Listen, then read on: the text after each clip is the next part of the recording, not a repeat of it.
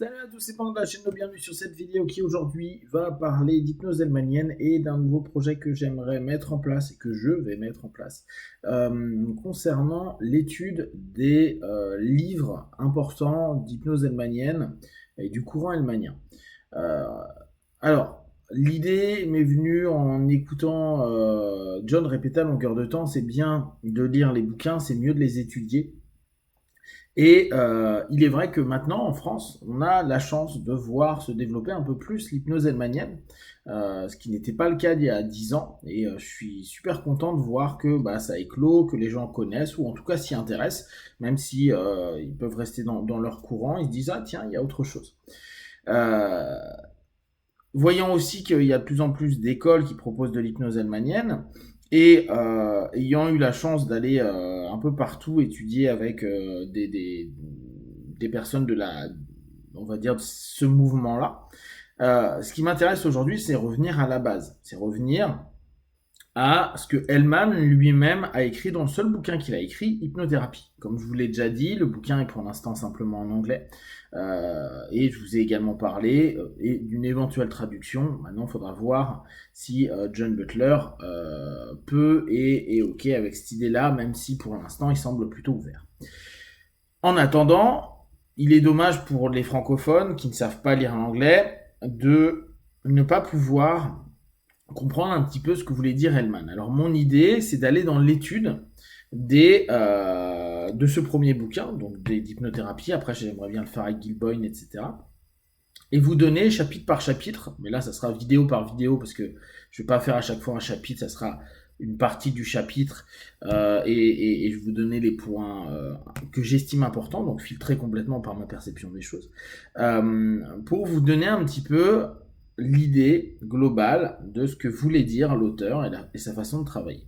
À savoir que euh, on a observé avec Claude qui traduit le livre que beaucoup de personnes, même aux États-Unis et même par rapport aux débriefs souvent que je partage, notamment de Calbanian, que de John, etc., etc., qu'il y a des moments où on se pose la question de savoir si les gars se souviennent de ce qu'a dit réellement Hellman, a écrit Hellman, ou tout simplement si certains l'ont étudié. Parce que c'est bien de dire je suis descendant d'eux, mais si on l'a pas étudié, c'est bien, on est dans la lignée, on a eu un prof qui a eu un prof qui a bossé avec, mais au bout du compte, parfois on est un petit peu en, en, en, en terrain inconnu parce que on fait confiance à ce que notre N plus 1 nous a enseigné.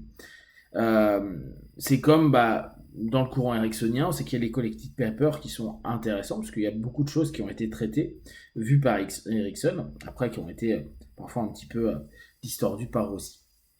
Donc, l'idée là, ça va être de vous proposer une série de vidéos qui durera quelques mois, peut-être années, sur son bouquin. Et puis, partie par partie, clairement, il y a des chapitres qui sont très longs. Et puis, vu que je veux faire des vidéos de 10 minutes, ça va pas durer très longtemps à ce sujet-là. Donc, je vais pas pouvoir prendre les chapitres en entier. Donc, on va commencer là par le premier chapitre, donc l'introduction, où il lève ses idées, les fausses idées, les raisons de ses débuts. Donc, il faut bien voir que Hellman, son objectif, c'était de montrer que médicalement parlant, c'était intéressant. Donc, il le répétera dans l'ouvrage, mais lui, il a formé des médecins, des podologues et des dentistes. Et lui n'étant pas du tout du domaine médical. Dans un premier paragraphe, en fait, il met en avant le fait que l'hypnose c'est un mot trompeur et qu'il y a autant de rapports entre l'hypnose et le sommeil que le jour et la nuit. Et il souhaite vraiment, dans cette notion-là, dire découvrez et vivez la chose pour que vous puissiez vous rendre compte que c'est pas du tout ce que le commun pense de l'hypnose, de la transe hypnotique. Donc, il parle rapidement dans le deuxième paragraphe de l'idée de dire que la médecine peut utiliser de façon complètement utile et précieuse la force correctrice de l'esprit humain. Donc ça, il le met beaucoup en avant, il va le mettre beaucoup en avant pendant tout l'ouvrage. Donc comme il le dit, il a enseigné pendant des années à de nombreux médecins et à devenir hypnotiste. Et il précise bien, et c'est intéressant aujourd'hui, quand on voit que parfois on veut aller un peu vite dans l'enseignement de nos disciplines, il dit c'est pas en quelques cours ou en quelques sessions de pratique qu'on peut devenir des experts. Donc il faut du temps. Il faut pas simplement de l'observation, il faut aussi de la pratique et de la clinique. Un des points importants, donc là on rentre vraiment dans les concepts importants, vous n'hypnotiserez pas. C'est le partenaire qui va s'hypnotiser lui-même. Donc, c'est en aucun cas la suggestion qui est toute puissante. Il n'y a aucun pouvoir de l'opérateur. C'est simplement quelqu'un qui va permettre l'ouverture du potentiel du partenaire. Donc là, on est vraiment dans ce qu'on connaît de façon générale, mais qui est important de rappeler, notamment aux personnes qui connaissent un peu moins notre discipline, qui peuvent avoir parfois cette sensation de se dire ouais, mais moi je pars pas en transe ou je pars pas en hypnose, etc. Non, mais de toute façon c'est toi qui le fais par toi-même. Donc là on est vraiment dans cette dynamique là. Donc on parle de l'hypnotiste comme d'un opérateur hypnotique. C'est important à prendre en compte. Alors, on permet à notre partenaire de s'auto-hypnotiser et de stimuler son imagination et son action. Ce qu'en ProcessCom, on appelle l'imagination. D'accord ? Cette notion, imagination, action. Psyché, corps. Et on devient, alors lui, ce qu'il appelle un dream pilot, c'est-à-dire un pilote de rêve, un pilote d'imagination, d'imaginaire.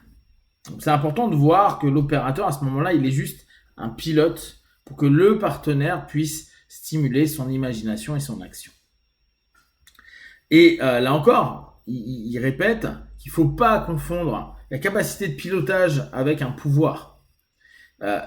Sans le consentement du partenaire, il n'y aura pas d'hypnose. Donc on est vraiment dans cette dynamique à dire, si on n'a pas d'adhésion de notre partenaire, il n'y a pas d'hypnose.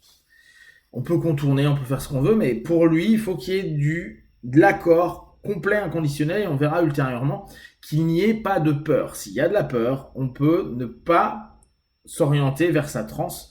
Et pour lui, absolument tout le monde est hypnotisable. Par contre, il faut lever les peurs. Il faut que, et je reviens à ce que je vous ai proposé il y a 2 jours en vidéo, qu'il y ait une confiance complète et absolue sur l'opérateur et sur la capacité à ce moment-là à créer du lien avec la suggestion. D'ailleurs, ce qu'il dit, et je trouve que c'est extraordinaire à l'époque, la plupart des livres modernes sur l'hypnose soulignent que le sujet hypnotisé est en rapport avec l'opérateur. En règle générale, il néglige d'ajouter qu'il est aussi en rapport avec lui-même. Donc pour lui, le plus important est le rapport à lui-même et non pas le rapport à l'opérateur. Ce qui est intéressant parce que quand on voit que dans la tendance hypno-ericksonienne, PNL, on nous a beaucoup insisté sur l'importance du rapport. Pour lui, le plus important, c'est le rapport dans lequel va se mettre le partenaire avec lui-même et non pas forcément avec le praticien, bien que on est bien d'accord qu'il y aura un rapport miroir. S'il y a un bon rapport avec le praticien, il se peut qu'il s'autorise à avoir un meilleur rapport avec lui-même. Donc, je vais m'arrêter là sur cette première phase. Je vais continuer sur d'autres vidéos pour finir le premier chapitre. Et puis, j'attends vos feedbacks, vos retours, si ça vous intéresse ce type d'orientation et de vidéos. Et si vous avez des questions et des remarques, vous partagez sur Facebook, YouTube. Je répondrai le plus rapidement possible. Comme d'habitude, de tout ce que je propose, ne prenez que ce qui est bon juste pour vous. Testez, observez, analysez et concluez. Be one, ciao.